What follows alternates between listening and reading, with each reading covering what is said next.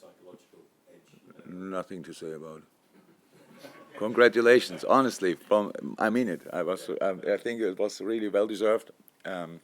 In a tough game and probably the best final after 80 minutes I ever saw in my life, and I saw it for you. It was absolutely special, and they deserved it. And when you saw the team celebrating and especially the country celebrating, then it probably hit the right country in difficult times. I'm really happy for them.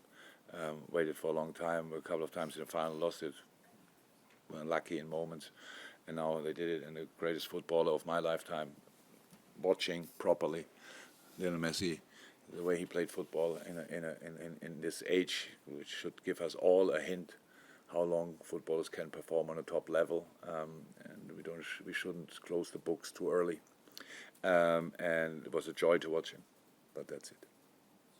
All the signs I got in the training camp in Dubai were super positive, super positive. Last night I got a lot of positive signs. If we want to be overly critical, what I have these spells, but I'm not in the moment, not at all. That you can say, okay, here and there, we should have done better. Yes, we should have done better, but we should not forget who we played. And they obviously were happy to play football again as well. So it was a really good game, I think, surprisingly good in the end.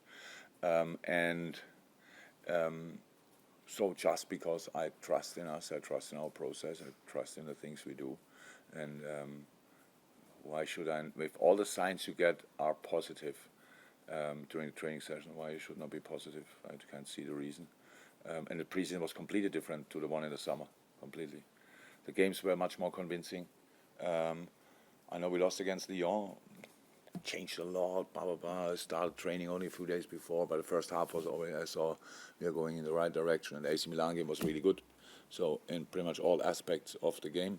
And so I like that. And from that point of view, that's the reason why I'm pretty positive and think we rather pick up from where we were before the break than go back to the start of the season. I don't like to talk always about money when you talk about a player like Jude. It's just because he's, I think everybody agrees he's just exceptional for the age group. You imagine somebody who has no clue about football or whatever, or knows about football but didn't watch it for a while and has no clue. Jude Bellingham was asking, how old do you think he is? I think nobody would get it or even close to the age. It's like 28, 29, whatever, these kind of things, because he plays that mature. He played an exceptional World Cup, absolutely exceptional form, and with all the things in, he's good in so many things and has to improve in other things. But to describe him, I would say the things he can do already are difficult to learn. The things he has to improve are easy to learn and to improve. So that's a really good player. What can I say? And don't say anything new. And I thought that already since 2-3 years, or since he had his breakthrough at Dortmund. Everybody knows that already. But I have no idea what that means for the money side of it. I really think if we all want to do him a favor, then we just don't talk too much about money. And I mean, maybe from an English point of view, don't throw any hurdles in his development. That would be really cool, wherever he will end up. Oh, it is for the club very important. Very important. That's obviously our main target now. I'm surprised that you don't ask me today, can you be champion? Yeah. So because this question, I was thinking, we are 15 or whatever points behind. Why would you ask that question? And no, it's World Cup also important, but you ask it from a transfer point of view, or what to make. Yeah, but again, if somebody comes, so I think we have a good chance to qualify generally for the Champions League. If it will happen this year, I don't know, but we are 100% one of the contenders for the next few years again.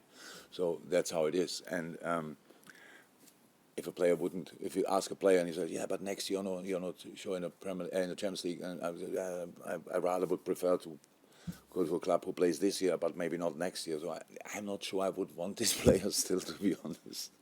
So it's like, I understand it 100%. I want to be part of the Champions League, to be honest, all the time. But if that wouldn't work out. But it's, for the moment, it's we have two pathways still to qualify for the Champions League next year, and you know, as long as that's the case, I see ourselves as a proper contender for Champions League qualification, and if not, then we can speak about that.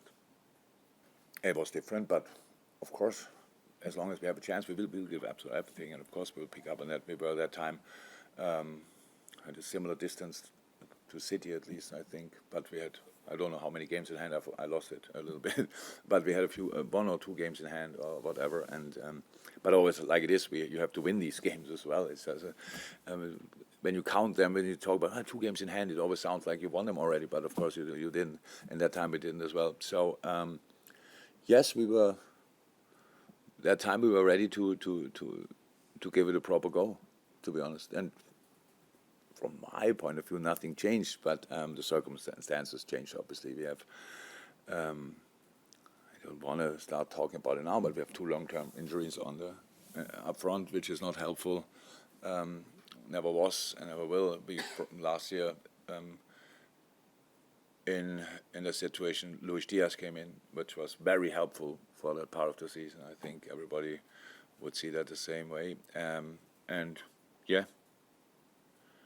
But doing something again, if it was very positive, why not?